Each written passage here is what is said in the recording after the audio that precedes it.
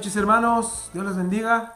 Estamos acá nuevamente en una clase más del Instituto Bíblico de acá de Casa de Oración en Santiago de Chile. Y bueno, para nosotros es una bendición poder nuevamente estar en sus casas y poder juntos aprender más de la palabra de Dios. Una vez más, el reunirnos y el poder vernos es una bendición, y sin lugar a dudas esperamos de que lo que hoy aprendamos y los temas que hoy toquemos puedan ser de bendición para sus vidas. Vamos a hacer una oración para iniciar y vamos a dar gracias a Dios por este tiempo que nos da, ¿verdad?, de poder tomar la Biblia, poder tomar un cuaderno, unos lápices, poder estar concentrados en algo específico, en algún tema específico, para poder ministrar a Dios y poder comprender lo que Dios demanda de nosotros, salir de nuestra ignorancia en algunos temas y poder adoptar, adquirir y vivir las doctrinas bíblicas para que podamos crecer y madurar en el Señor. Le invito a que cierre sus ojos y vamos a orar juntos. Te damos gracias, Señor, por la oportunidad que nos das de estudiar de tu palabra. Gracias por mis hermanos que han dedicado su tiempo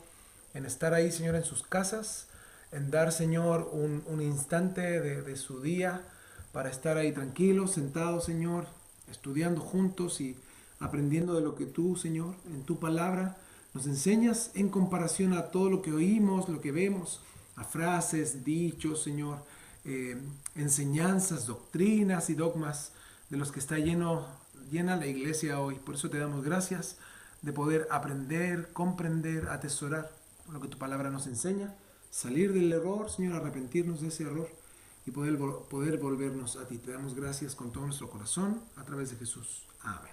Amén. Bueno, mis hermanos, el primer tema que veremos hoy es el siguiente. Ponga atención.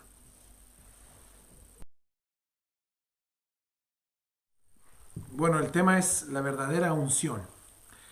Y bueno, esta palabra hoy es muy escuchada, oída en muchas iglesias. Y hoy en día es tan común escuchar esta palabra en el vocabulario de la iglesia cristiana. Hoy se habla, por ejemplo, de hombres llenos de la unción de Dios. Se habla de que el creyente o el ministro debe de buscar la unción de Dios. Se comenta de ciertos predicadores que tienen mucha unción de Dios. Algunos dicen que caen al piso o pierden el control por medio de la unción de Dios. Y hemos llegado a un nivel donde hay hombres que dicen que ellos pueden impartir la unción de Dios, o tienen un grado tan alto de unción de Dios que son capacitados por Dios para ellos dar una parte de esa unción, entregar parte de esa unción. Bueno, pero ¿qué es exactamente la unción? La manera en que el término es utilizado hoy en la iglesia es para describir la llenura o la presencia o el poder de Dios en la vida de alguien o de un líder. Es más, se considera que la unción es algo extra que tienen solo algunos, y estos que dicen tener esta unción se autodenominan los ungidos de Dios, que tienen algo extra de Dios en referencia a las personas o los cristianos comunes, ¿no?, y corrientes de la iglesia. Pero para nosotros es importante escudriñar el concepto bíblico de la unción para que tengamos no tan solo la idea correcta respecto al término, sino entender lo que significa la unción en sí misma. Entonces vamos a ver qué dice la Biblia respecto a la unción. Y primero tenemos que entender cuál es la definición de unción bíblicamente hablando.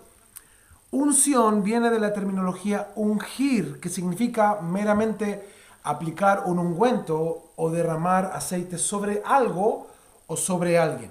Entonces, la unción en el sentido bíblico consistía en la práctica de un sacerdote o de un profeta, una persona dedicada al servicio de Dios, que derramaba aceite sobre un hombre o sobre un objeto con el fin de consagrarlo para el servicio de Dios. Era la forma simbólica, y esto es importante entender, que el aceite en sí mismo no tenía nada en particular. Era simplemente una forma simbólica de mostrar que Dios había apartado a alguien para una tarea específica. Por eso era una manera simbólica de santificar o apartar el aceite. Entonces, este acto de derramar aceite sobre algo o alguien era para consagrar, santificar, apartar o dedicar a ese objeto o a esa persona para una tarea en especial. Por eso es importante entender que el aceite en sí no tenía nada en especial. Era el acto que simbolizaba y demostraba que Dios tomaría el control o a esa persona para usarla en algo en especial. Ahora, vamos a ver esta terminología en el Antiguo Testamento. Y ahí es donde se registra la unción en 4 circunstancias. Y eso es interesante porque vemos esto de la unción en 4 aspectos distintos.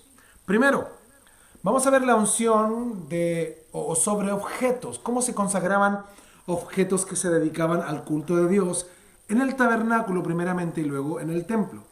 Vamos a Éxodo 40, versículo 9. Éxodo 49. Y dice así: y tomarás el aceite de la unción y ungirás el tabernáculo y todo lo que está en él, y lo santificarás con todos sus utensilios y será santo. Fíjense, esto es la unción sobre utensilios. ¿Se entiende? Se tomaba el aceite de la unción y se ungía el tabernáculo, se dedicaba para algo en específico. Vamos a Levítico 8:10. Dice Levítico 8:10, y tomó Moisés el aceite de la unción y ungió el tabernáculo y todas las cosas que estaban en él y la santificó. Ponga atención, primero es una ordenanza de Dios y luego Moisés en fe hizo lo mismo. Un acto público, la unción, el aceite que tenía este sentido público para que toda la gente supiera que el tabernáculo y los utensilios tenían una dedicación especial para Dios. Entonces toda la gente al ver este acto de dedicación, de ungirlos, ¿no?, con el aceite que ellos tenían, que era el aceite de la unción, ¿no?, servía de manera pública y para las personas que estaban de entender y comprender que esos elementos estaban dedicados al servicio de Dios, apartados para Dios. Por eso dice, y las santificó, las apartó para Dios. Número 2. Vamos a ver ahora cómo viene la unción sobre las personas o la dedicación de las personas. Comenzando desde Aarón y sus hijos, comienza todo esto con la unción de los sacerdotes o apartar a los sacerdotes. En Éxodo 29:21 habla de esto. Éxodo 29:21. Dice, y con la sangre que estará sobre el altar y el aceite de la unción, fíjese, la sangre y el aceite, rociarás sobre Aarón sus vestiduras, sobre sus hijos y sobre las vestiduras de estos, y él será santificado y sus vestiduras y sus hijos y las vestiduras de sus hijos con él. Entonces ahí vemos la ordenanza de Dios y en Levítico 8:12 vemos el cumplimiento o la obediencia respecto a esa ordenanza. Dice Levítico 8:12, y derramó del aceite de la unción sobre la cabeza de Aarón y lo ungió para santificar. ¿Se dan cuenta? Esto era un acto público de ungir estos elementos, ungir a las personas y apartarlas para el servicio de Dios. En este caso, para el tabernáculo y para el templo. Ahora, número 3. Ya vimos elementos, sacerdotes. Y número 3, vamos a ver cómo Dios apartaba a algunos hombres para llamarlos al servicio de Él, pero con una labor diferente, que eran los reyes en Israel. Y a ellos se les ungía también. Y aunque los reyes no eran ungidos para el servicio religioso a Dios, eran apartados para una labor especial por Dios para liderar a nivel gubernamental. Eran consagrados para dirigir y gobernar con justicia, basados en los estatutos, decretos de Dios al pueblo. Y esa era la ordenanza de Dios. Por eso dice primer libro de Samuel, capítulo 10, versículo 1. Primero de Samuel 10:1 dice, tomando entonces Samuel una redoma de aceite, la derramó sobre su cabeza de Saúl y lo besó y le dijo, ¿no te ha ungido Jehová por príncipe sobre su pueblo Israel? ¿Se entiende? ¿Quién lo estaba apartando? Dios mismo. ¿Cuál era el acto público? El aceite derramado sobre él. Quería decir que Dios lo estaba apartando, pero también lo estaba capacitando para cumplir esa labor, porque Dios lo apartó. Y este aceite, por eso, sin lugar a dudas, que lo veremos más adelante, simbolizaba en el Antiguo Testamento al Espíritu Santo. De algún modo, era una forma visible de ver que Dios derramaba la capacidad, o sea, Dios lo estaba capacitando para cumplir con la labor. apartado para Dios y capacitado por Dios. Por eso dice 1 Samuel 15:1. Dice, después Samuel dijo a Saúl, Jehová me envió a que te ungiese por rey sobre su pueblo Israel. Ahora pues, está atento a las palabras de Jehová. Y en el versículo 17 le dice, y dijo Samuel, aunque eras pequeño en tus propios ojos, ¿no has sido hecho jefe de las tribus de Israel y Jehová te ha ungido por rey sobre Israel? Wow. Fíjense, es increíble cómo podemos ver que esto de ungir, Dios nos da la muestra visible de que Él iba a capacitar a las personas. Dios avalando su palabra por medio de la obediencia de hombres que iban donde los reyes o donde estos hombres apartados para Dios derramaban el aceite, y este aceite simbolizaba la capacitación de Dios y el que Dios los llamara a servirle, el que se apartaran para Dios. Vamos a Primero de Reyes, capítulo 1, Primero de Reyes, y vamos a ver lo que ocurre aquí con Salomón.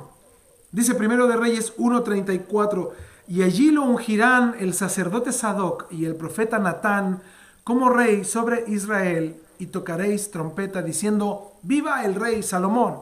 Ya sabemos que cuando se habla de ungir, tiene relación con el aceite de la unción, apartarlo y derramar ese aceite que simbolizaba la capacitación de Dios para servir. Entonces, es interesante hasta aquí como vemos que esto se ocupa hasta ahora en elementos, en los sacerdotes y en los reyes. Dice Primero de Reyes 19:15. Dice así, y le dijo Jehová, ve, vuélvete por tu camino por el desierto de Damasco, y llegarás y ungirás a Hazael por rey de Siria. Dios mostrándonos que a través de su palabra podemos ver que se ungían elementos, se ungían sacerdotes y reyes. Número 4. Primero de Reyes 19:16 nos muestra también cómo bíblicamente en el Antiguo Testamento se ungían a los profetas. Dice Primero de Reyes 19:16, y a Eliseo, hijo de Safat, de Abel Mehola, ungirás para que sea profeta en tu lugar.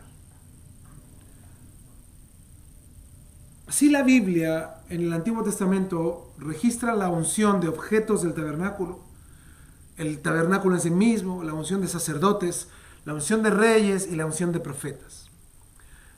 Comprendiendo esto, la unción era el acto de derramar aceite como una forma de consagrar para una tarea especial de servicio. En sí mismo, entonces, este es un acto visible de una acción invisible. Es un acto visible de obediencia de una acción invisible de Dios. ¿Se entiende? El que derramaba aceite era el obediente que creía que a través de la palabra de Dios y confiando en la palabra de Dios estaba haciendo lo correcto. Y Dios, al usar a este hombre, cumplía su palabra de capacitación. Entonces el aceite representaba al Espíritu sobre la persona, la capacitación de Dios, el respaldo de Dios sobre quien era ungido, la capacitación por medio del Espíritu, lo que a él le permitiría ejercer el servicio a Dios, siempre y cuando obedeciera a Dios. Entonces esta persona estaba capacitada ahora para cumplir cabalmente lo que Dios determinara en cualquier momento. Elementos, el tabernáculo, sacerdotes, reyes, profetas. Ahora, en el Antiguo Testamento no se habla nunca de niveles de unción, ni tampoco de tener la unción en el sentido de más poder de Dios. Se menciona, y lo hemos estudiado, que el Espíritu del Señor venía sobre sus siervos y les daba poder, que esto es muy distinto a la terminología de unción que hoy se denomina respecto a que se separan ambas cosas.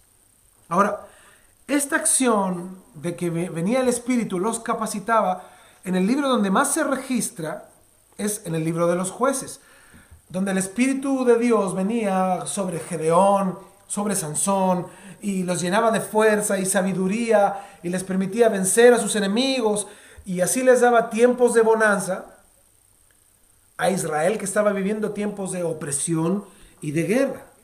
Pero no se le llama unción. Ahora, Como lo hemos estudiado, sobre todo en nuestra serie que estamos teniendo los domingos, Viviendo en el Espíritu, sabemos bíblicamente que el Espíritu Santo no habitaba en las vidas de ellos, sino que venía, los capacitaba, sobre todo en el libro de Jueces, era una capacitación temporal, el Espíritu venía y les capacitaba para lo que tenían que ser y se iba. Entonces ya sabemos que en el Antiguo Testamento el Espíritu Santo no moraba de forma permanente en su pueblo, como vemos que sí sucede en el Nuevo Testamento, ¿no? A través de la salvación de Cristo en el creyente. Es más, es interesante darnos cuenta cómo Dios quería estar con su pueblo, en medio de su pueblo, su presencia, no dentro de ellos. Eso viene ahora, después de Jesús, con el Espíritu Santo en nosotros. Pero Israel vivió el tener a Dios entre ellos. Pero ellos no quisieron. Alejaron el gobierno teocrático de Dios y quisieron a un rey. Prefirieron ellos vivir siendo gobernados y dominados por una monarquía y no por una teocracia. Ahora, ¿cómo vemos esto de la unción en el Nuevo Testamento? Vimos en el Antiguo Testamento, ¿verdad? Los elementos, el tabernáculo, los sacerdotes, los reyes, los profetas. Y ahora en el Nuevo Testamento no existen más los oficios ni del sacerdocio, ni del profeta, ni de los reyes en Israel, lo cual explica el hecho de que en todo el Nuevo Testamento se habla de la unción en solo 2 versículos. Y estos 2 versículos dentro del mismo pasaje, y esto de forma simbólica para darnos a entender la presencia del Espíritu en la vida del cristiano. ¿Y ahora por qué? Porque Jesucristo, cuando Él vino, Él murió y pagó el precio de nuestro pecado, Él inauguró el nuevo pacto que Dios había prometido. Es más, en Jeremías 31 usted lo puede leer, la promesa de que se instauraría un nuevo pacto. Y Jesucristo es el perfecto sacerdote que ahora entra al lugar santísimo una vez y para siempre, para presentar la ofrenda de su propio sacrificio a fin de salvarnos y reconciliarnos con Dios. Eso es el resumen de Hebreos 7. Ahora Jesucristo es la última revelación de Dios como el profeta perfecto que habría de venir a revelarnos a Dios y su plan. Eso lo puede usted buscar en Hebreos 1, en Juan 1 y en Deuteronomio 18. Y además de todo esto, Jesucristo es descendiente del rey David, que fue rey de Israel, el cual de su simiente de David se establecería un reino eterno que no tendría fin. Esos tres oficios de Cristo son rey, sacerdote y profeta. Es por esto que Jesús es llamado el Cristo. Esta palabra es un verbo en griego que se escribe crío, que significa ungir. De ahí viene la palabra Cristo, crío, que es ungir. Asimismo, la traducción del hebreo es Hamashiach, que significa el ungido de Dios. Por eso Jesucristo es el ungido. ¡Wow! En griego y en hebreo. Es la persona que cumple todos los roles ante Dios y que cumplió todos los roles ante Dios que nos permiten a nosotros tener acceso al trono de la gracia. Por eso Jesucristo fue consagrado, apartado para la tarea específica de redimir a la humanidad. ¿Y cómo nos redimió? A través de su sangre. ¿Y qué hizo con eso? Perdonó nuestros pecados. Jesucristo es el ungido de Dios por excelencia. Por eso Jesús es el Cristo. Pero Jesús, o mejor dicho, Jesús en los evangelios no dijo nada de la unción. Cuando Él habló que enviaría al Espíritu Santo, no dijo que enviaría la unción. Él dijo que enviaría al Espíritu. Es más, ni el apóstol Pablo habló de unción, ni el apóstol Pedro, ni Santiago, ni Judas. Ninguno de ellos menciona nada sobre la unción en ninguna de sus cartas. Todos sí hablan del Espíritu, pero ninguno de la unción en sí mismo. Tampoco en el libro de Hechos, ni en Hebreos, hay nada o no hay ninguna mención respecto a la unción. El único que hace mención a la unción es el apóstol Juan únicamente en su primera carta dentro de un contexto específico de 2 versos del capítulo 2. Por eso vamos a ver lo que dice primera carta de Juan, capítulo 2, versículo 20 y 27. Primera de Juan 2, 20, 27. Dice primera de Juan 2, 20 primero. Pero vosotros tenéis la unción del Santo y conocéis todas las cosas. Versículo 27. Pero la unción que vosotros recibisteis de él permanece en vosotros y no tenéis necesidad de que nadie os enseñe, así como la unción misma os enseña todas las cosas y es verdadera y no es mentira, según ella os ha enseñado, permaneced en él. Lo que el pasaje dice en sus 2 versos, separados, ¿verdad? Estamos leyendo el 20 y el 27, y lo que nos dice es lo siguiente. Los creyentes tienen la unción del Santo, la unción de Dios, que les permite conocer todas las cosas. Hasta aquí algunos dirían, wow, yo sí sabía. Segundo, la unción que recibimos de Dios permanece en nosotros y no tenemos necesidad que nadie nos enseñe. Tercero, la unción misma nos enseña todas las cosas y es verdadera y no es mentira. Y cuarto, la unción nos ha enseñado para que no nos dejemos desviar por falsas enseñanzas y para que así permanezcamos en Cristo. O sea, como podemos ver, nada nos dice este pasaje de que algunos tienen la unción más que otros, o que algunos sí y otros no. Nada dice de que existan niveles de unción. Tampoco dice que solo los líderes son ungidos. Ni nos dice que busquemos la unción. Solo da por sentado que la unción está. Sí me explico, ¿verdad? La unción es presente. Ahora, si lo dejáramos hasta aquí, cualquier persona tendría una interpretación tan particular de este texto que podría sacar muchas conjeturas al respecto, pero yo quiero que exploremos el significado real de este pasaje y veamos su contexto, para que no nos equivoquemos. Primera de Juan 2:18, vamos a leer del 18 en adelante. Primera de Juan 2:18. Dice, hijitos, ya es el último tiempo, y según vosotros oísteis que el anticristo viene. Así ahora han surgido muchos anticristos. Por esto conocemos que es el último tiempo. Salieron de nosotros, wow, pero no eran de nosotros, porque si hubiesen sido de nosotros, habrían permanecido con nosotros. Pero salieron para que se manifestase que no todos son de nosotros. Pero vosotros tenéis la unción del Santo y conocéis todas las cosas. No os he escrito como si ignoraseis la verdad, sino porque la conocéis, y porque ninguna mentira procede de la verdad. ¿Quién es el mentiroso, sino el que niega que Jesús es el Cristo? Este es anticristo, el que niega al Padre y al Hijo. Todo aquel que niega al Hijo tampoco tiene al Padre. El que confiesa al Hijo tiene también al Padre. Lo que habéis oído desde el principio permanezca en vosotros. Si lo que habéis oído desde el principio permanece en vosotros, también vosotros permaneceréis en el Hijo y en el Padre. Y esta es la promesa que Él nos hizo, la vida eterna. Os he escrito esto sobre los que os engañan. Pero la unción que vosotros recibisteis de Él permanece en vosotros, y no tenéis necesidad de que nadie os enseñe, así como la unción misma os enseña todas las cosas y es verdadera y no es mentira, según ella os ha enseñado. Permaneced en él. Y ahora, hijitos, permaneced en él para que cuando se manifieste tengamos confianza, para que en su venida no nos alejemos de él avergonzados.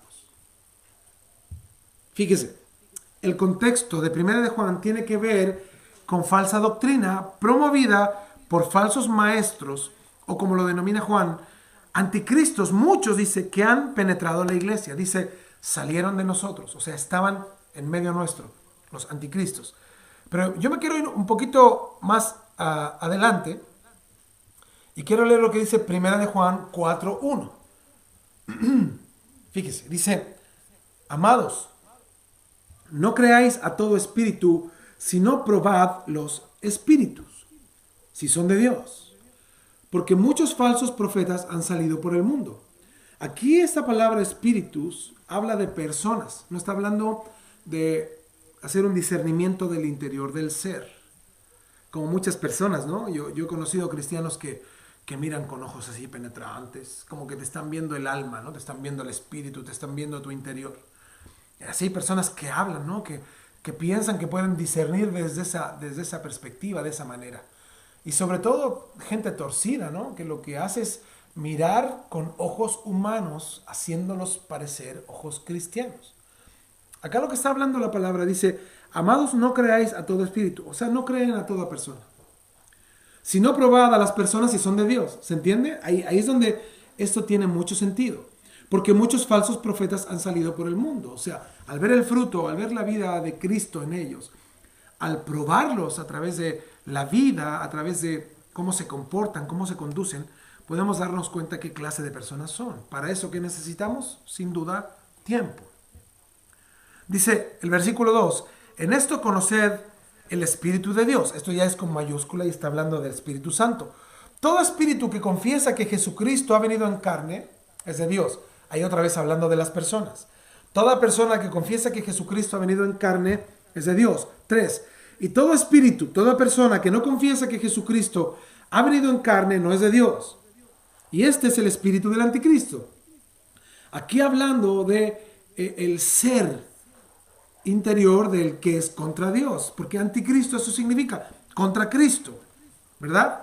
Y este es el espíritu de quien está contra Cristo, el cual vosotros habéis oído que viene y que ahora ya está en el mundo. O sea, imagínense que si del tiempo de Juan ya había anticristos en la iglesia, ¿qué nos resta ahora? Ahora hay muchísimos, estamos plagados de eso. Versículo 4, hijitos, vosotros sois de Dios y los habéis vencido, porque mayor es el que está en vosotros que el que está en el mundo. Ese es el contexto de la unción de 1 de Juan 2:20 y 27, ¿no? Que enseñaba a los creyentes la verdad para discernir el error de los falsos profetas que niegan la verdad de Cristo, como el ungido de Dios. Ahora, volviendo a 1 de Juan 2:18, dice, ahora han surgido muchos anticristos. Dice, pero vosotros tenéis la unción del Santo y conocéis todas las cosas. Juan quiere decir a los lectores que porque ellos tienen la unción del Santo, ellos están preparados para enfrentar a los anticristos que han salido por el mundo. Aquellos que se oponen a Cristo con falsas enseñanzas que tergiversan la verdad del Evangelio. Inclusive dice, algunos de estos han salido de en medio de nosotros. Dice, salieron de nosotros, pero no eran de nosotros. A mí me gusta mucho un comentario bíblico de Roy Sock. Este comentario se llama El conocimiento bíblico, que es un comentario expositivo. Y él explica de esta manera este pasaje. Primera de Juan 2:20 y 21. Dice, los lectores están preparados para enfrentar a los anticristos, ya que tenían la unción del Santo, la unción de Dios en ellos. Esto es, dice él, el Espíritu Santo en ellos que les permite discernir entre la palabra de Dios y las palabras tergiversadas de los falsos maestros. La unción, dice Roysock, es sin duda el Espíritu Santo, debido a que según el versículo 27, la unción dice, enseña. Esto muestra con claridad que la unción es una persona. Dice, Jesucristo mismo fue ungido con el Espíritu Santo, como dice en Hechos 10:38. Y como resultado de su unción, los lectores, quizá principalmente los líderes de la iglesia a los que Juan está hablando, habían recibido la instrucción adecuada en la verdad de Dios. Por eso Juan les escribe precisamente porque su comprensión de la verdad del Evangelio era correcta y porque no se debe confundir nunca la mentira con la verdad. Por eso dice este hermano respecto a 1 de Juan 2:22 y 23. Los anticristos son mentirosos porque niegan que Jesús sea el Cristo, el Hijo de Dios y Salvador suficiente, ¿no?, para el hombre. Esta negación también implica la negación del Padre, porque nadie te puede tener al Padre sin el Hijo, ¿no? Así Jesús lo explicó. Y termina su comentario este hermano diciendo lo siguiente. A los destinatarios de esta carta no se les hacía, perdón, a los destinatarios de esta carta no les hacía falta la enseñanza de los anticristos ni de cualquier otra persona. La unción que habían recibido de él, de Dios, permanecía en ellos como el maestro por excelencia. Esta afirmación, junto con la de los versos 12 al 14, sugiere que los lectores de esta epístola eran relativamente maduros. Y yo agrego, ellos habían sido guiados y enseñados por Juan. Entonces, ¿qué significa esto? Esto permitía que ellos conocieran el verdadero evangelio, tuvieran al Espíritu Santo en ellos y estaban capacitados para discernir. ¿Se entiende lo que es discernir, no? Separar lo que es de Dios y lo que no. Por eso el cristiano debe de madurar de manera urgente, conocer del evangelio, de la palabra de Dios y crecer. Y continúa el hermano diciendo, Roysock, esta afirmación sería muy apropiada si el apóstol se estuviera refiriendo a los líderes de las iglesias. Pero también quedaría perfecta para una congregación con mucho arraigo en la fe, porque tiene mucho conocimiento de la palabra de Dios. Dice él, a diferencia de los anticristos, que podrían haber fingido alguna forma de inspiración, la unción de los lectores era verdadera y no era mentira. La única necesidad que tenían era permanecer en él y confiar en forma plena en su continua instrucción o dirección. Wow. Lo que está hablando el texto entonces, y Juan dice, ustedes han sido enseñados en la palabra, están capacitados porque al conocer la palabra, al vivir la palabra y al ver a las personas que hablan el error, están capacitados para discernir, para poder dividir, separar lo que está bien y lo que está mal. Por eso dice Primera de Juan 2:20, pero vosotros tenéis la unción del Santo y conocéis todas las cosas. Tienen al Espíritu en ustedes y han sido instruidos por la palabra, conocen de la palabra. La unción que vosotros recibisteis, el Espíritu Santo, de Él permanece en vosotros y no tenéis necesidad de que nadie os enseñe. Por eso yo les decía al principio, si cualquiera tomara estos textos y los malinterpretara, los sacara de su contexto, podría llegar a decir lo siguiente: no es necesario aprender de nadie nunca. El Espíritu me inspira. Tampoco es necesario ir a ninguna escuela ni recibir ningún tipo de entrenamiento. Ni siquiera debemos estudiar por nosotros mismos, pues el pasaje dice que conocemos ya todas las cosas y no tenemos necesidad que nadie nos enseñe, pues dice todas las cosas, por lo que no necesito estudiar ninguna materia. Y diría alguno de la escuela, ni siquiera matemáticas, ni gramática, ni historia, pues dice que Él nos enseñará todas las cosas. Y todo es todo, hermanos. Como ves, es muy fácil torcer el sentido de la escritura, ¿no? Y llevarlo a interpretaciones absurdas. Si alguien lo saca de contexto, puede llegar a hacer esto, a decir esto y mucho más.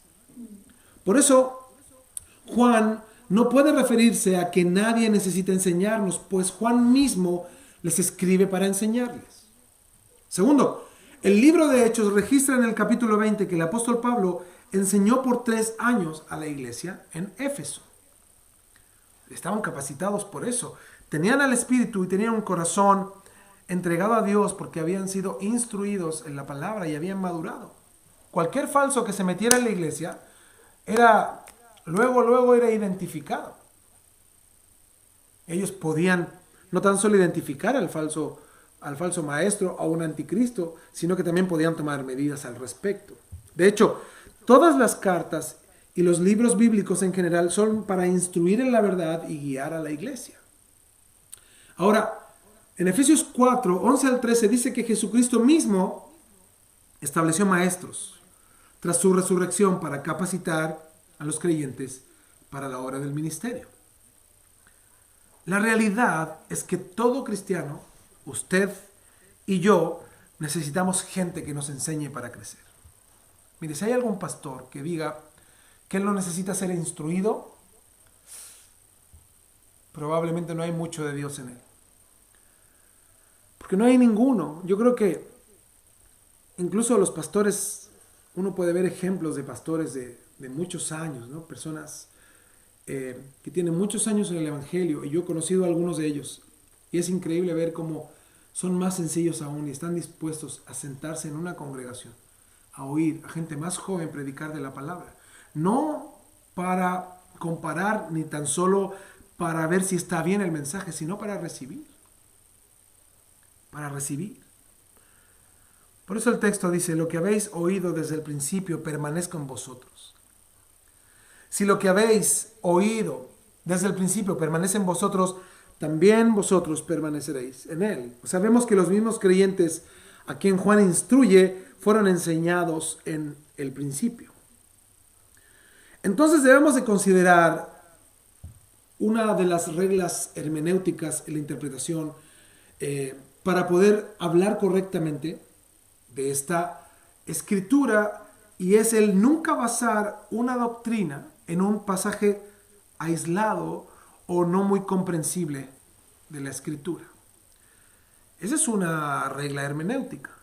El yo no tomar un texto y generar una doctrina de un texto aislado sin ver el contexto y sin entender de qué se trata. Ahora, es muy importante lo siguiente. El contexto de la declaración de Juan de que la unción misma nos enseña todo, por lo que no necesitamos que nadie nos enseñe, es tomado en cuenta que la iglesia a la que Juan escribe ya había sido enseñada en la verdad. Por lo cual, al tener ellos en sí el Espíritu Santo dentro de ellos, el Espíritu era suficiente para recordar la verdad aprendida para permanecer en la verdad. O sea, sin tener la necesidad de nuevas falsas enseñanzas, de falsos profetas, de falsos maestros que querían confundir a la iglesia. Por eso el pasaje dice, según ella os ha enseñado, permaneced, dice, en él. Por eso el asunto es que la iglesia permaneciera en lo que fue enseñada desde su inicio y no prestar atención a nuevas doctrinas, a nuevas ideas, a falsas enseñanzas. Es probable que Juan utilice la unción como una analogía al hecho de haber recibido al Espíritu Santo, el cual según Cristo mismo en el Evangelio del mismo Juan nos informa que Jesús en Juan 14, 26 y 16, 13 dijo que el Espíritu Santo les recordaría lo que Jesús les enseñó y los guiaría a toda la verdad, lo cual es probable que Juan lo utilizara simplemente como una analogía. Ahora Efesios 1:13. Efesios 1:13 dice, en él también vosotros, habiendo oído la palabra de verdad, el evangelio de vuestra salvación, y habiendo creído en él, fuisteis sellados con el Espíritu Santo de la promesa. ¡Wow! Fuimos sellados con el Espíritu Santo. Y esto nos dice que todo cristiano tiene el sello del Espíritu. Desde el momento del arrepentimiento, el nuevo nacimiento. Si la unción representa el haber recibido el Espíritu Santo, entonces todo creyente tiene la unción. Si lees el 15, nos manda que seamos todos llenos del Espíritu Santo. Desde ese punto de partida, si es posible ser más lleno que otros, y esto ya lo hemos visto, ¿verdad? De caminar, vivir en el Espíritu, eso no significa una medida, sino no es más de Él, sino es cuánto yo muero de mí y dejo que Él actúe, cuánto hay más visible de Él en mí. Pero el sentido es llenarnos de la presencia de Dios en el sentido de vivir en más obediencia y apego al Señor, no más espíritu. Y esto lo hemos aclarado mucho en nuestra serie los días domingo. Para concluir con este tema de la unción. La unción no se da por medida, ¿verdad? La unción no es símbolo de espiritualidad o autoridad espiritual. Y si lo que quiere decir con buscar la unción es buscar ser llenos del Espíritu, es entonces un concepto bíblico, pero la palabra es confusa respecto a esta frase, pues nunca se usa así en la Escritura, en la palabra de Dios, en la Biblia. Por eso es preferible usar el lenguaje bíblico de ser llenos del Espíritu y explicar a la gente lo que esto significa. Nunca más los cristianos, digamos, busquemos la unción, porque eso es algo que confunde. Lo que debe estar en nuestro lenguaje cristiano es: yo quiero ser más lleno del Espíritu. Eso significa y tiene una implicancia. Cuando yo digo yo quiero ser más lleno del Espíritu, estoy diciendo yo quiero morir más a mí, yo, y que haya más de Dios en mí. ¿Se entiende? Entonces eso significa que yo debo de, como lo hemos visto en algunas semanas en la iglesia, crucificarme yo todos los días. El que quiere venir en pos de mí, niéguese a sí mismo, muera sus sueños, sus metas. Tome su cruz, eso quiere decir, muera al yo todos los días, tome su cruz cada día y sígame.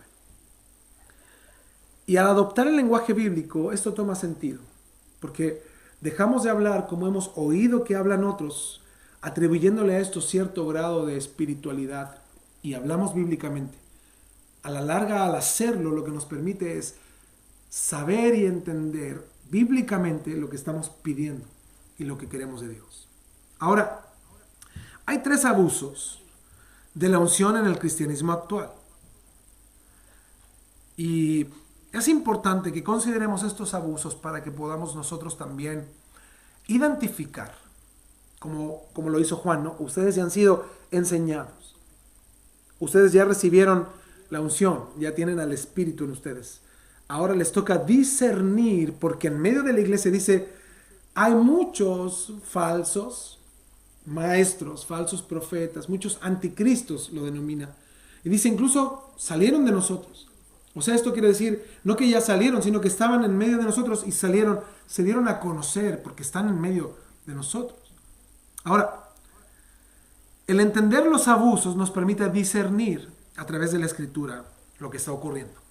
El primer abuso es que hay hombres que se autodenominan superungidos o portadores de la unción.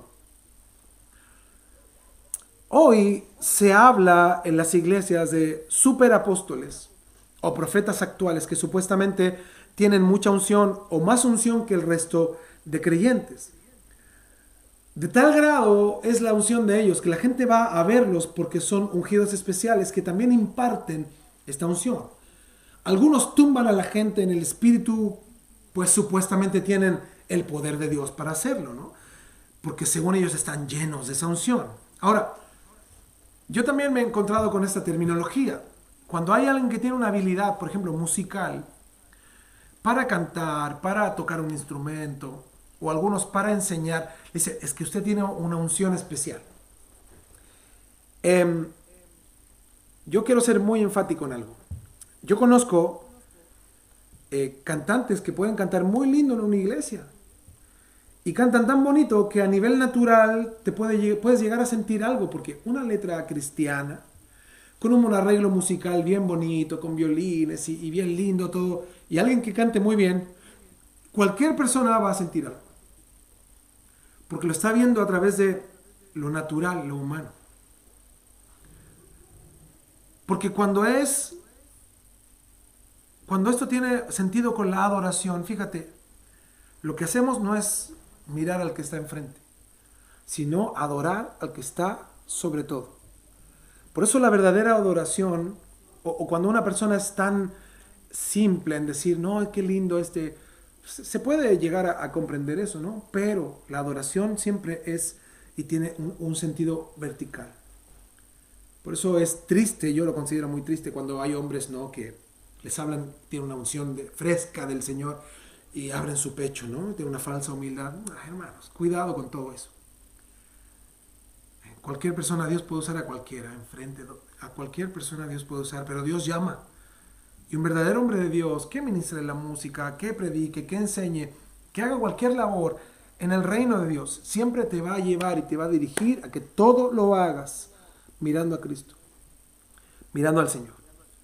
Por eso, conociendo esto tan simple, podemos identificar hoy a muchos falsos cristianos, falsos maestros, falsos servidores de Dios, que tienen una aparente unción, pero como explicamos anteriormente, ese concepto no es bíblico.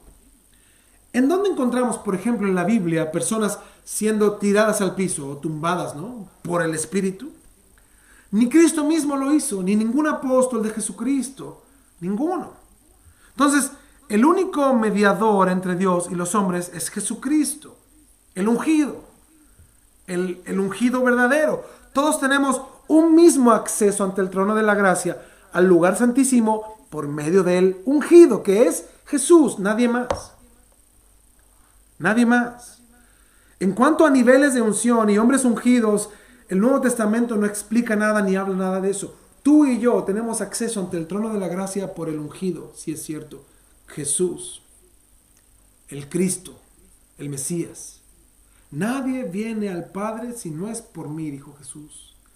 El único ungido en verdad. Todos los demás en la tierra tenemos el mismo espíritu, la misma cantidad de espíritu, solo que tenemos que morir cada día y ser y vivir llenos del espíritu.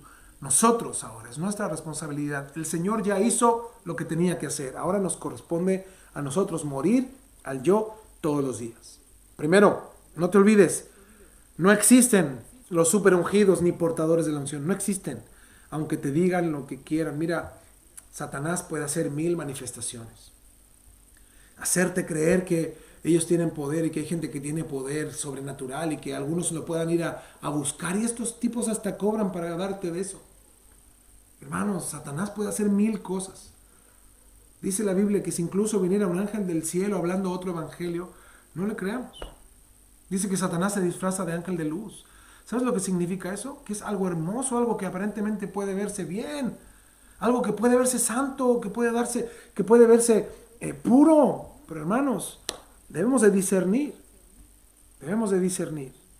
No existen los superungidos. Segundo, existen muchos creyentes que sospechan que algo no está bien en la doctrina o en la vida de algún líder.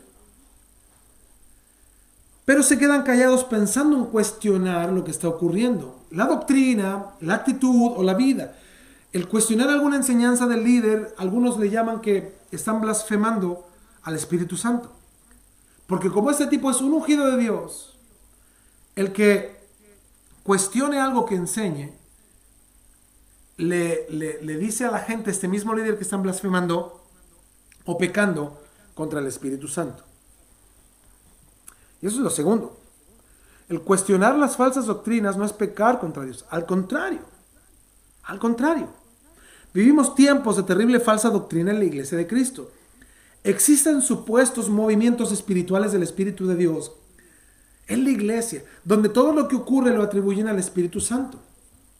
El hablar todos gritando al mismo tiempo en frenesí, en donde supuestamente algunos se emborrachan en el espíritu, algunos caen inconscientes, otros se atacan de la risa por largo tiempo simultáneamente, atribuyéndolo al Espíritu Santo. Nosotros hemos vivido muchas experiencias al respecto, de gente que tiene manifestaciones que son realmente demoníacas, que le atribuyen esto al Espíritu de Dios. Por eso cuando un cristiano maduro en la palabra de Dios y con celo de Dios intenta corregir, algunos le reprenden diciendo que no puede cuestionar, pues estaría blasfemando contra el Espíritu Santo. Y ahí mucha gente se queda en un alto, ¿no?, de su vida cristiana. Porque en Mateo 12:22 al 32, Cristo dijo que la blasfemia contra el Espíritu Santo es el único pecado que no será perdonado. Entonces, estos falsos ungidos se toman de lo que dijo Jesús y lo atribuyen a no cuestionar sus doctrinas. Son inteligentes. ¿Pero con quién son inteligentes? Con los ignorantes. Con quien ignora la palabra de Dios, ellos son súper inteligentes. Porque quien es entendido no va a creer cualquier cosa. Ahora, ¿qué es la blasfemia contra el Espíritu Santo? Y aquí es donde muchos cristianos incluso han caído en esto. En el contexto del verso 22 al 24, ahí en Mateo, ¿verdad? Mateo era, sí, Mateo 12, 22 al 24, Cristo echó fuera un demonio de un hombre ciego y mudo. Toda la gente, dice el texto, estaba atónita y decía, ¿será este aquel hijo de David? O sea, el Mesías. Mas los fariseos al oírlo decían, este no echa fuera los demonios, sino por el príncipe de los demonios. ¡Wow! O sea, los fariseos decían que Jesús no echaba fuera los demonios por el poder de Dios, sino por el poder de Satanás. Y en el verso 30 al 31, Jesús reprende a estos fariseos. Dice, el que no es conmigo, contra mí es. Y el que conmigo no recoge, desparrama. Por tanto os digo, todo pecado y blasfemia será perdonado a los hombres, mas la blasfemia contra el Espíritu no les será perdonada. O sea, como observamos, el asunto era que la multitud misma veía las obras de Jesús y reconocía que quizá Él era el Hijo de David, el Mesías, el Salvador prometido al mundo. Pero los fariseos tenían un corazón tan duro y aún ante semejantes milagros atribuían a Satanás la obra que Cristo como Mesías hacía en el poder del Espíritu. Por eso no sería perdonado ese pecado, pues les mantenía alejados de la salvación y el perdón que solo Cristo provee. Nada tiene que ver este pasaje, si lo analizamos, en dudar de hombres que quizás no son de Dios, aunque se autoproclamen ungidos, ni tampoco de cuestionar prácticas atribuidas al Espíritu Santo, pero que no vemos de algún modo en la Escritura. La Biblia misma nos invita a analizarlo todo. El apóstol Juan nos pide que no creamos todo lo que dice la gente que dice hablar por Dios, sin ejercitar el discernimiento.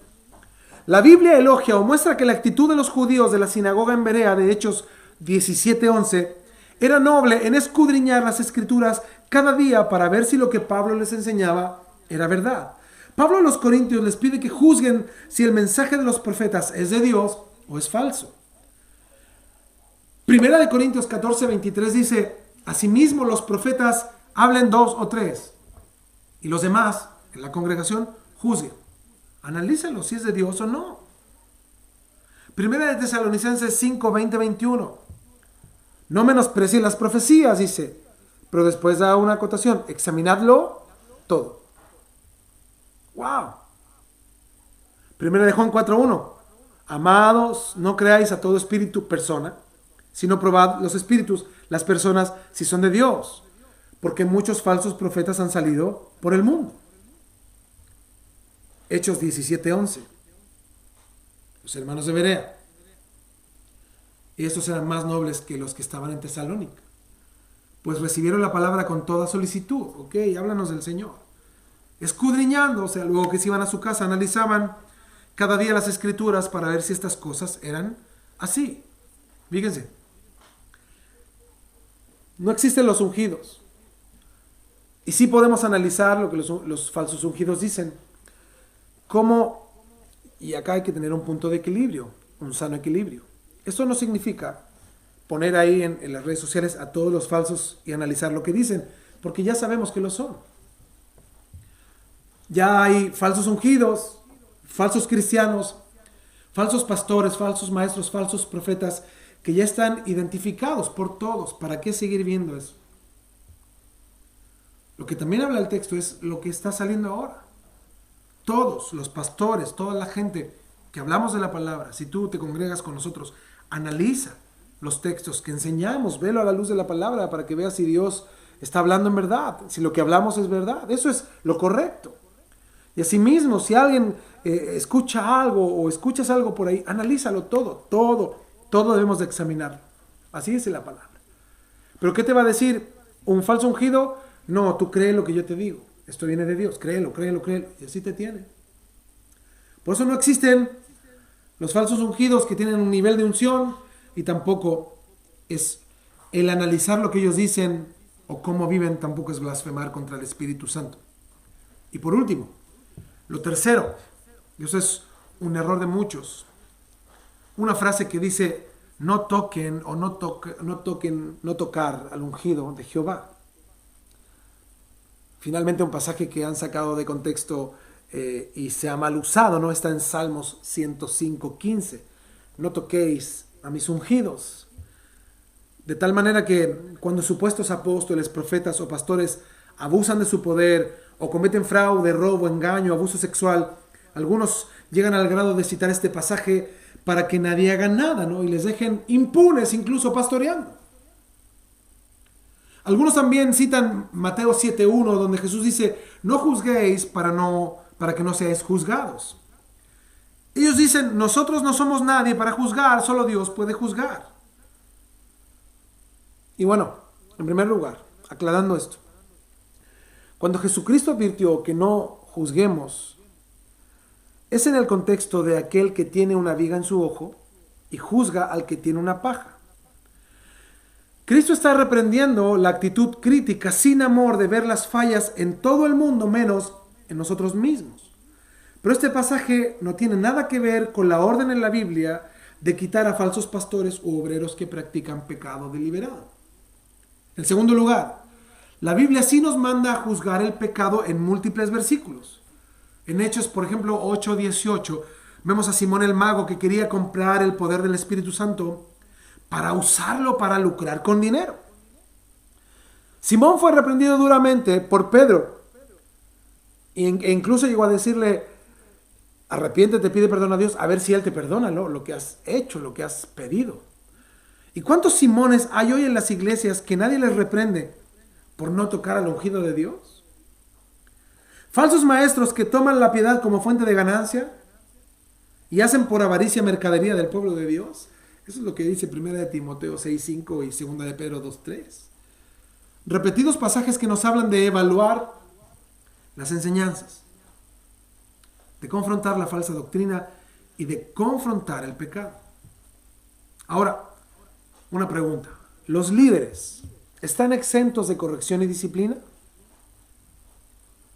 Claro que no. Los líderes no deben estar exentos o excluidos de ser disciplinados en caso de pecado.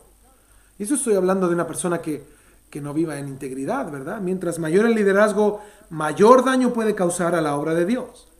Por ejemplo, David pecó, pero llegó a extremos increíbles con su pecado, hasta el asesinato para ocultar su pecado y cubrir su falta primaria. Primero, tomó a la mujer que no le correspondía y para tapar ese pecado llamó al esposo de la mujer que durmiera con ella, porque como David la dejó embarazada, entonces David, para esconder su pecado, quería que viniera el esposo, lo trajo de la guerra, que durmiera con ella para que quedara embarazada y así cubrir todo el pecado. Pero como el esposo era más leal de lo que él pensaba, era un hombre recto, Urías. Dice que él no quiso dormir con su esposa, dice, ¿cómo voy a dormir con ella y disfrutar mi vida si están mis hermanos peleando en el frente de batalla? ¿Qué hizo David? Pues lo mandó al frente, al lugar más recio de la batalla para que lo mataran. Y murió. Y así él tomó a la esposa de su amigo. Qué curioso, ¿no? Mejor dicho, de quien le servía, Urías. La autoridad puede llevar a la soberbia. Es precisamente lo que dice 1 de Timoteo 3. Sobre no nombrar a un neófito o un nuevo creyente o una persona ignorante como pastor. Por eso cuando se unge, ven que así lo hacemos, se aparta a un hombre para el servicio de Dios como pastor, uno de los 5 ministerios. Debe de haber personas que avalan al pastor. Debe de haber personas que dicen, yo conozco la vida de este hombre y sí es íntegro. Sí cumplen los requisitos que están en las cartas de Pablo a Timoteo. Sí cumple con esos requisitos, yo lo avalo. Yo sé que él es un hombre de Dios, una persona que Dios apartó. Aparte ya fue probado y aprobado en base a todo eso. Entonces hay gente que respalda este llamamiento. Pero hoy los pastores saben cómo se ungen solos. Se ponen la mano, se echan aceitito ahí y se ungen solos. Qué difícil, ¿no? Qué terrible. Personas ignorantes que no conocen de la palabra, es más, ni tampoco tienen las ganas de hacerlo. Y una vez hablé con un pastor que decía que él no tenía tiempo de estudiar la Biblia. Entonces él decía que como no tenía tiempo, lo que hacía él era buscar algún alimento en las redes, en internet, en cualquier lugar, y en el trayecto de su casa a la iglesia, que era 15 minutos, él lo leía. Y yo conocí gente de su iglesia, y es gente que no conoce nada de Dios, no tiene nada de Dios. Tienen ganas probablemente de Dios, pero han sido educadas, criadas y guiadas por medio de un neófito. Y un ignorante o una persona que es un nuevo creyente, al pastorear a nuevos creyentes, no va a madurar nunca nadie. Es por eso que el problema de poner a un neófito o un nuevo creyente como autoridad es que se envanece. Piensa que está todo bien. Una vez hablé con otro pastor que le dije, ¿qué enseñas en tu iglesia? Y me explicaba, y yo le dije, ¿por qué no escuchas sermones de otros pastores? ¿Por qué no escuchas material de otras personas? ¿Por qué no, antes de preparar un mensaje, escuchas la opinión de otras personas? Y él se molestó. Se molestó y me dijo, no, a mí me dirige el Espíritu. A mí me enseña el Espíritu. A mí quien me dice qué hablar y qué enseñar es el Espíritu. Así que yo no imito a nadie, dijo, no copio a nadie. A mí el Espíritu me da, es como que él dijera que él daba algo nuevo, ¿no? Algo que nadie daba. Dice, hermanos, venimos predicando lo mismo desde los apóstoles de la iglesia primitiva hasta hoy. Debe ser el mismo mensaje, debe ser la misma enseñanza. No hay revelación nueva. Todo lo que Dios nos da ya lo dio y lo ha dado generación tras generación. Y lo que nos corresponde a nosotros como esta generación es vivir la palabra que vivieron los primeros cristianos. Por eso se ha dicho que el poder corrompe y el poder absoluto corrompe absolutamente. Quien está a cargo de una iglesia y es un hombre que no conoce de Dios, se va a corromper. Va a ver la iglesia como un centro de entretenimiento o de entretención. Va a buscar técnicas personales o técnicas para poder atraer personas. Va a querer ganar el corazón de las personas a través de un buen carácter, más de la palabra de Dios. Va a querer ganarse el corazón de las almas o de las personas por medio de técnicas personales, ¿no? Más que por medio de la obra del Espíritu en ellos. Por eso es difícil. Todo sistema de gobierno debe tener un balance y supervisión de poder para evitar su abuso y que no exista la perpetuación de injusticia o tampoco exista opresión. Es por eso que los países democráticos existe la división de tres poderes: el ejecutivo, el legislativo y el judicial. Por eso es necesario confrontar el poder de los líderes, aun de aquellos que no son mayores en rango, aunque no se debe de hacer a la ligera. ¿Y por qué les comento esto de los poderes en un país democrático? Es porque toda iglesia debe estar sujeta a otra iglesia. Yo soy muy honesto en algo. Siento que cualquier miembro de iglesia que participe en una iglesia donde su pastor no esté bajo la supervisión de otro pastor o bajo mínimo la unidad de otro pastor que lo pastoree, que lo supervise, que vea qué onda con él, pues salga de ahí. Soy muy enfático en eso. Creo que un pastor que no es pastoreado es muy difícil que pueda pastorear su iglesia. Porque un pastor, ¿cómo va a pedir de algún modo que su iglesia cumpla en ciertos aspectos si él tampoco cumple en otros? Por eso es importante ser pastoreado, los pastores ser pastoreados y así ellos puedan pastorear a otros. A la larga se cumple, ¿no?, la labor. Entonces, es necesario confrontar el pecado de los líderes, aún de aquellos que son mayores en rango, como pastores, ¿no?, o personas que están en eminencia en una iglesia, aunque no se debe de hacer a la ligera. Pedro anduvo con el Señor Jesús en su ministerio terrenal y tuvo un rol de liderazgo entre los discípulos. Sin embargo, a pesar de que Pablo tenía menos tiempo de seguir a Cristo y servirle, y que no anduvo presencialmente con Jesús, confrontó a Pedro. Porque la Biblia nos enseña que Pedro en un momento no andaba conforme a la verdad del Evangelio. Pero vamos a ver en qué contexto. Gálatas 2:11. Búsquelo, por favor. Gálatas 2:11.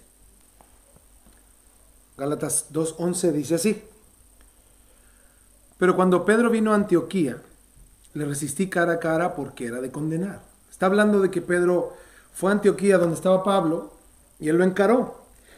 Tuvo una discusión pública con él. Dice, pues antes que viniesen algunos de parte de Jacobo, comía con los gentiles.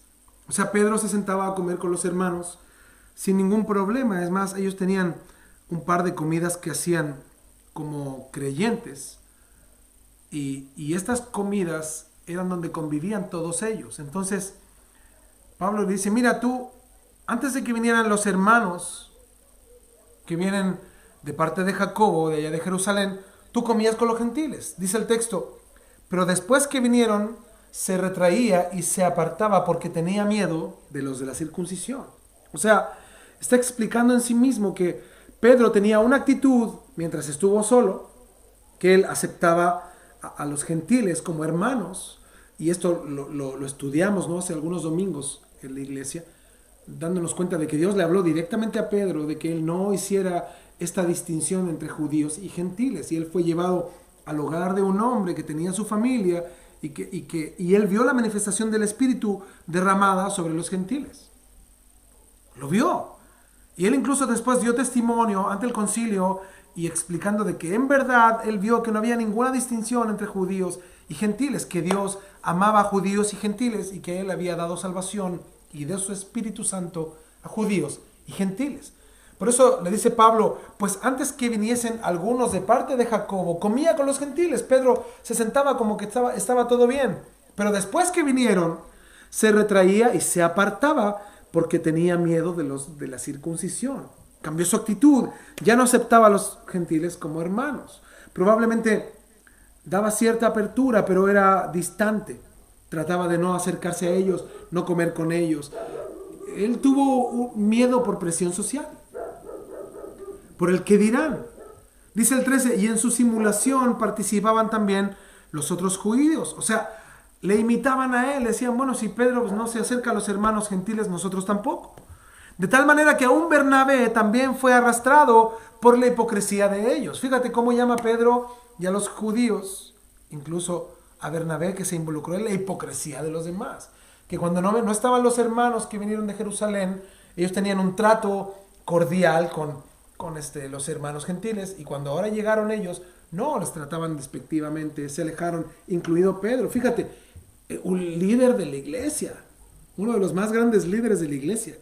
Pero cuando vi, dice el 14, que no andaban rectamente conforme a la verdad del evangelio, dije a Pedro delante de todos, si tú siendo judío vives como los gentiles y no como judío, ¿por qué obligas a los gentiles a judaizar?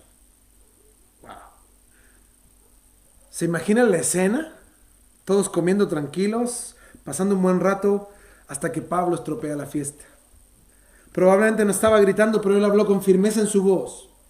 ¿Y cómo les dice a todos que Pedro no vivía bajo la ley de Moisés? Por eso le dice, si tú siendo judío vives como los gentiles y no como judío. ¡Wow! ¿Se imaginan eso? Pedro no vive bajo la ley de Moisés. Pedro come tocino y come langosta. Pedro come con los gentiles. ¿Se imaginan la cara de Pedro? Yo me imagino a Pedro ahí, se puso todo rojo, su corazón latiendo fuerte, se siente enfermo de su estómago, todos los demás se sienten incómodos con un problema encima. Pero está siendo reprendido. ¿Cómo está Pablo? Yo no sé si estará nervioso, valiente, temeroso, es imposible saberlo, ¿no? Pero no necesariamente tiene una presencia física imponente. Él está hablando de que cómo es posible que quieran hacer que quieran hacer vivir como judíos a los gentiles, si ni ellos lo hacían. Ya no estaban cumpliendo la ley como deberían de hacerlo, al contrario, ya no eran salvos por la ley. Lo que estaba tratando de decir, ustedes les están dando carga a ellos, que si no viven como judíos no son salvos. ¿Cómo es posible, dice, que cambies tan drásticamente? Tú eres una persona antes de que llegaran ellos y ahora eres otra. Y ahora quieres imponer las leyes, las normas, para que los gentiles vivan como judíos, atribuyéndole salvación a esto. No es posible. ¿Por qué les comento esto? Porque me es increíble ver cómo el apóstol Pablo reprende a uno de los más grandes líderes de la iglesia primitiva, el apóstol Pedro. Pero fíjense, si somos honestos, es por una causa justa, real, bíblica, con sentido. Ahora, la Biblia nos manda también a juzgar la inmoralidad y los pecados graves de miembros de la iglesia, incluso de líderes de la iglesia, e incluso la expulsión si hay casos graves.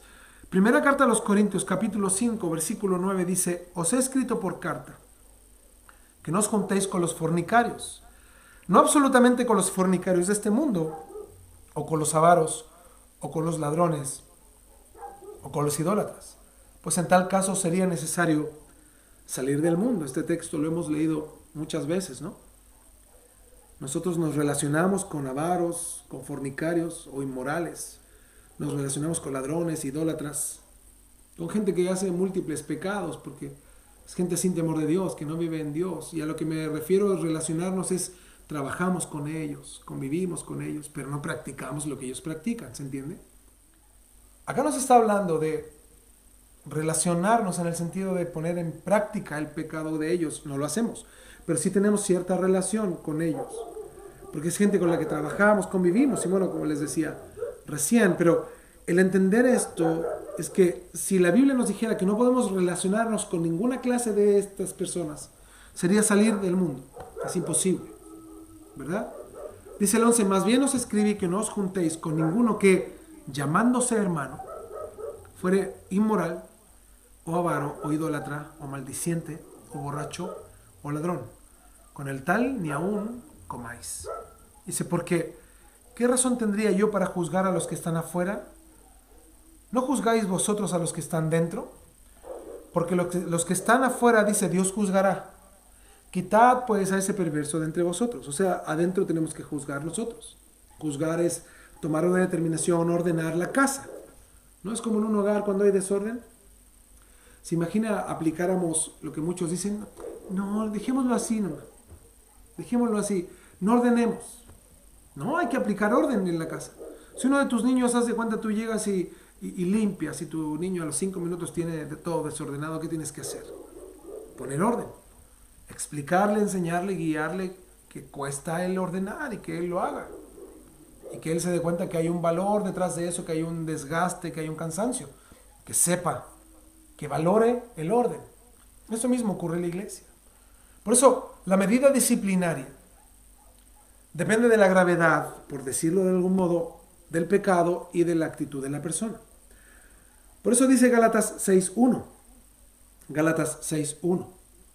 Hermano, si alguno fuere sorprendido en alguna falta, vosotros que sois espirituales, restauradle con espíritu de mansedumbre, considerándote a ti mismo, no sea que tú también seas tentado. Y sobrellevad los unos a los otros las cargas, y cumplid así la ley de Cristo.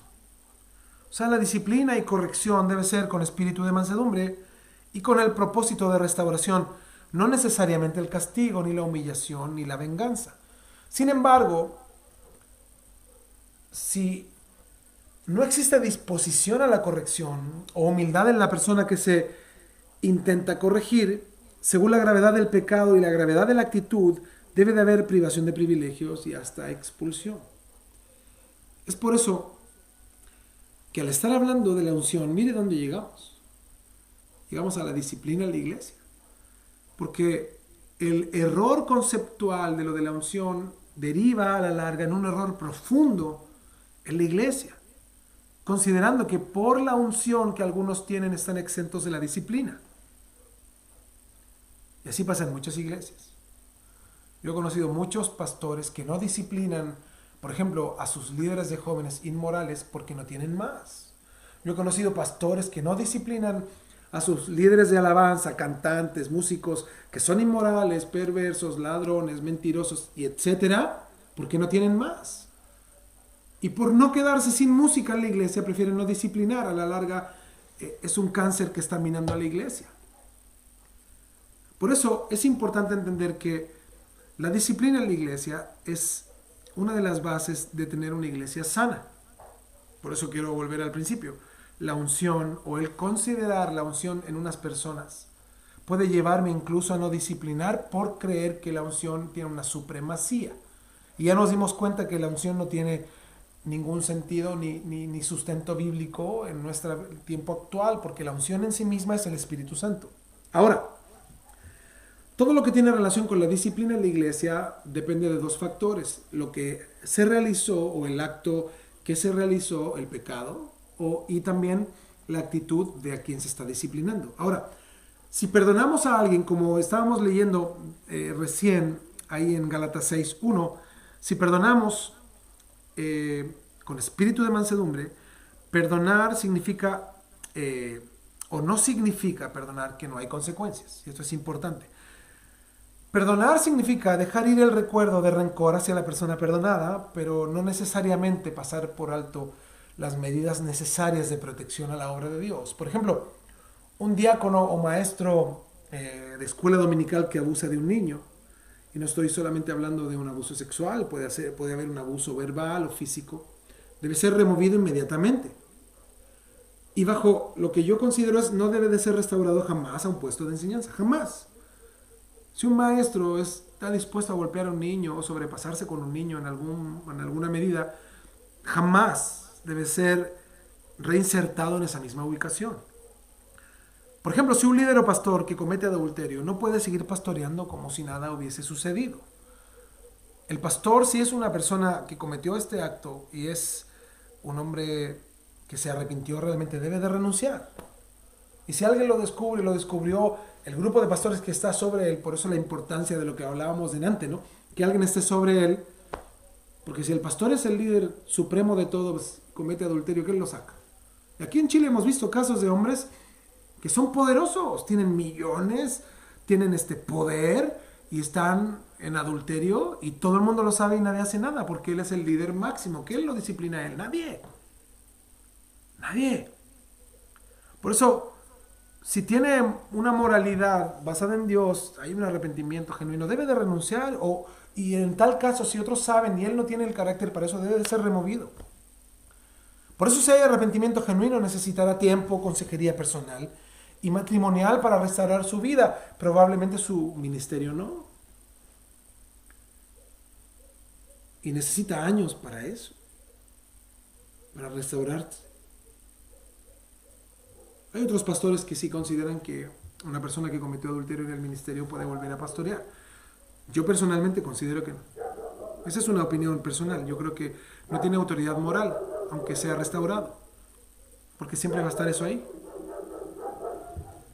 La razón es que queda descalificado según la autoridad de la palabra misma. Porque ha violado por lo menos 7 requisitos que Dios exige de un siervo. En 1 de Timoteo 3. Dice que debe ser irreprensible. Eso significa alguien a que no se le pueda acusar de algo malo. Segundo, marido de una sola mujer. Eso significa que debe tener no tan solo una sola esposa, sino haber mostrado fidelidad a ella. Tercero, habla de sobrio, que quien controla sus deseos. Cuarto, prudente, o sea, alguien que actúa inteligentemente, que piensa 2 veces lo que va a hacer. Quinto, decoroso, esto significa quien se comporta correctamente.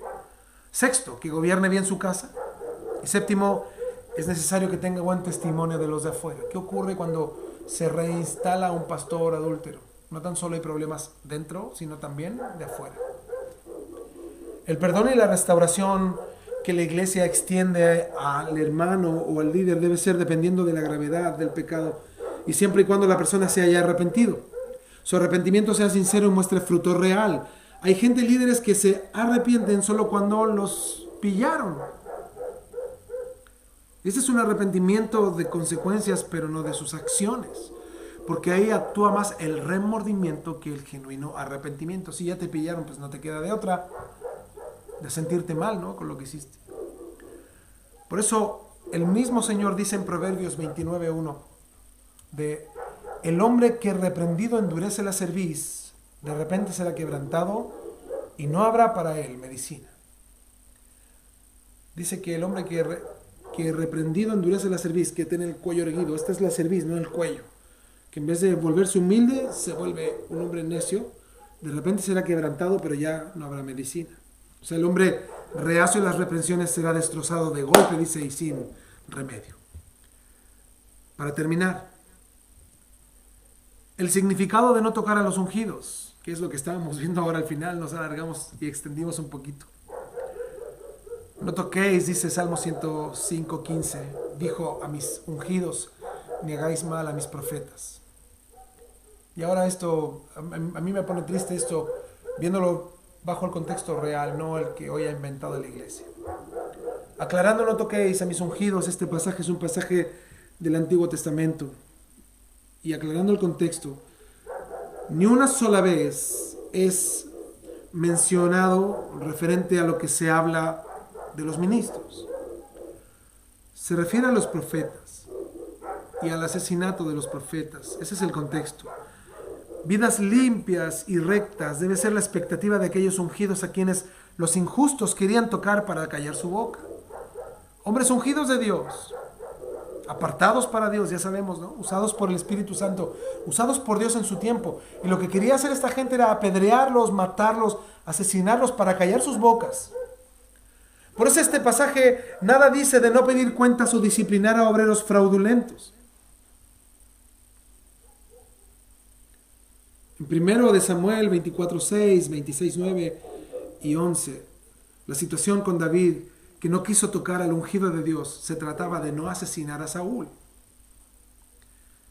David deseaba dejarlo en las manos de Dios para que Saúl fuese quitado por Dios hasta que Dios quisiera darle el reinado a David. Saúl era gobernador de la nación, a diferencia de los pastores y siervos en la iglesia, que son líderes espirituales de los que Dios mismo exige requisitos de santidad e integridad, y a quienes no se les debe tolerar pecados graves que destruyan la obra de Dios, porque hacen caer al débil en la fe y por ellos la palabra de Dios es blasfemada.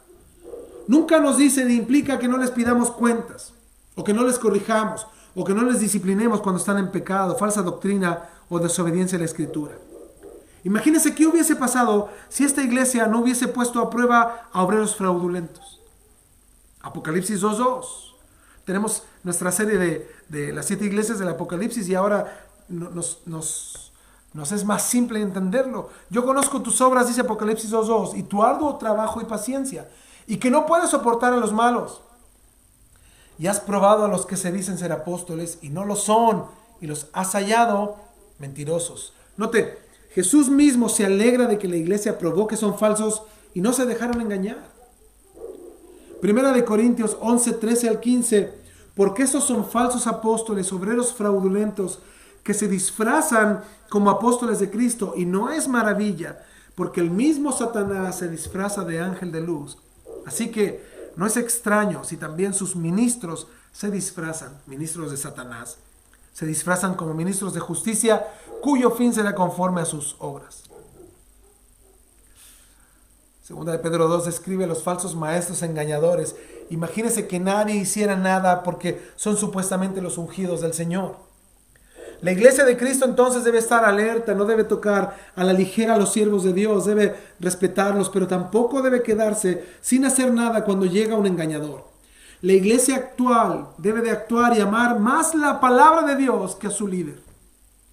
Lo triste es que falsos líderes son expertos en la mentira, en la manipulación, y se hacen de un grupo de miles de personas que les cree, haciendo ver a los que han descubierto la verdad como falsos hermanos maliciosos.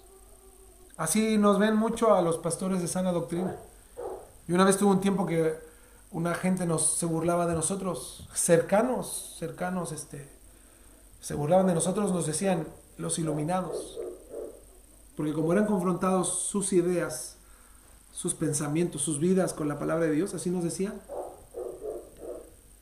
Por ello se necesita oración, valentía, una actitud bajo control, confrontar el pecado, hacerlo a la manera de Dios, de manera personal, con testigos, o si no, de ir a la iglesia, y buscar de Dios para que Él nos ayude. Y nosotros no caigamos en el error, sino que vivamos apegados a la verdad del Evangelio.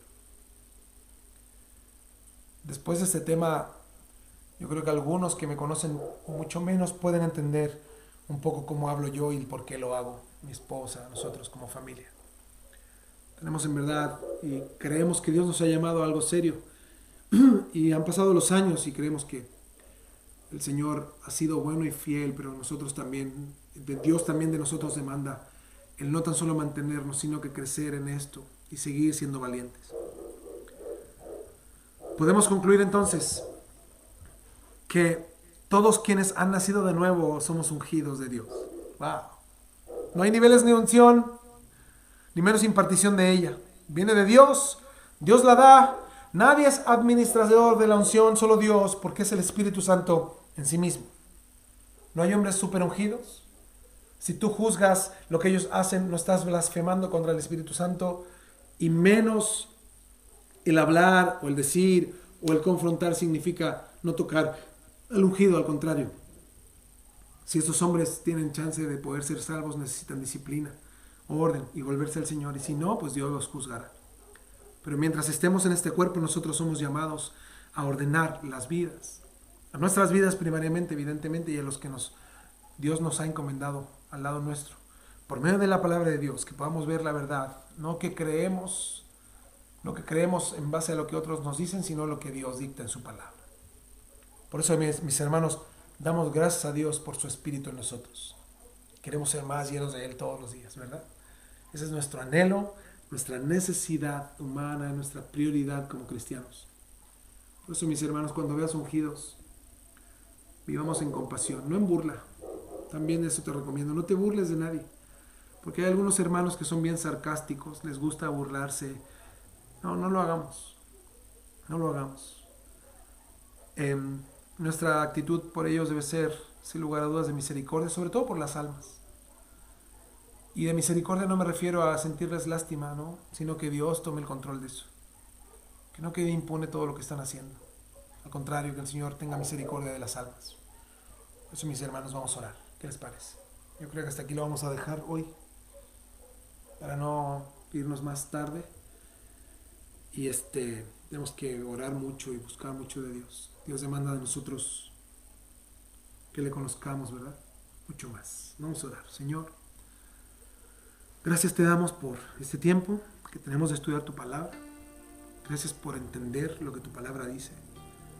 Tenemos, Señor, un error tan grande en nuestra vida a veces, de creer cualquier cosa, Señor, y como cristianos nos hemos conformado a eso. Hemos tomado esa forma de creer lo que nos dicen sin analizar lo que tu palabra dice. Por eso perdónanos, Señor. Perdónanos y ayúdanos a ordenar nuestros caminos, a buscarte y amarte con todo el corazón, a darte gracias porque tú no tienes hombres que has llamado de otra manera, sino a todos de la misma manera. Hay un solo ungido que tenemos que mirar, que es perfecto, que es Cristo, y nosotros tenemos a tu Santo Espíritu, la unción misma de Dios en nosotros, y todos la plenitud del Espíritu en nosotros. Por eso no depende, Señor, ahora de el grado de unción que tengamos en lo absoluto. A todos nos has dado, Señor, el mismo Espíritu. Ahora tenemos que morir al yo, para que tú vivas más en nosotros, como decía Pablo. Ya no vivir nosotros, sino que Cristo viva en nosotros. Por eso ayúdanos, Señor, a vivir y a ser los hombres y mujeres que tú demandas que seamos. Te damos gracias con todo nuestro corazón por tu amor y misericordia, porque has tenido compasión de nosotros, Señor, y porque por medio de tu palabra podemos ver con claridad y al entender esto, Señor, y al estudiarlo, tenemos una paz tan grande en nuestro corazón. Nos damos cuenta que la élite de la iglesia hoy, o la gente que se siente poderosa o un grado mucho mayor espiritualmente hablando, a veces está tan lejos de ti, Señor. Hay gente que nos habla, nos dice con tanta arrogancia hablando del Evangelio, y nos damos cuenta que lo que más requiere un verdadero cristiano es una humildad completa, una rendición total a ti. Por eso ayúdanos, Señor, a entender y a vivir como tu palabra nos enseña. Te damos gracias a través de Jesús. Amén. Bueno, mis hermanos, ha sido un gusto que estemos juntos una vez más. Espero que esto les pueda enseñar, ayudar, y podamos, como yo les dije la semana pasada, si hay alguna cosa que hemos practicado que está mal, pues pedir perdón a Dios. Señor, perdona mi ignorancia, me arrepiento de todo corazón. Gracias por abrir mis ojos y ayúdame, Señor, ahora a vivir para ti, a entender lo que tú demandas de mí y a poder mirar el Evangelio desde la perspectiva correcta, que es en base a lo que es Cristo mismo y a su Espíritu en nosotros. Por eso, hermanos, le damos gracias a Dios por este tiempo. Cuídense mucho, les mando un abrazo. Nuestros hermanos que están en cuarentena, ya hay una cuarentena casi total en Santiago, pues cuídense, seamos obedientes a las normas de nuestro gobierno, y que Dios nos guarde este tiempo. Que estén muy bien, seguimos viéndonos por este medio. Dios les bendiga. Un abrazo a todos, les amamos. Adiós.